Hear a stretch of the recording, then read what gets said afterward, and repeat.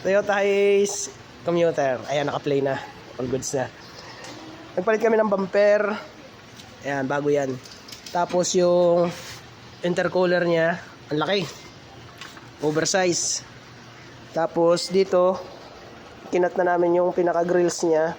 Pati dito sa bandang taas. Pati doon. Inihulma namin yan dito. Ayan o.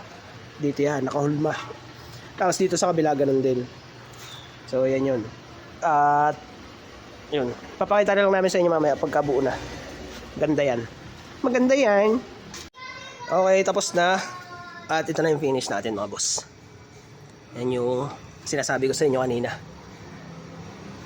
Kurbang-kurba. Tapos dito sa kabila, all goods na rin. Yung dati niya kasi bulhang yan lahat. Open yan lahat. Tapos dito. So yun, kinat ko rin dito. Kaunti lang. Okay. Tapos yan, kinabitan din namin ng module nung auto fold. Ayan, tinan nyo. Hey. Tapos unlock. Diba? Ang ganda oh. Open nga natin, lock. Tapos open. Wow, ganda. Tapos yan, tignan niya. Ang pinakabit kasi niya ay si GR. Hindi si Oscar ang pinakabit. Ganda, di ba? Ayan, ayos na.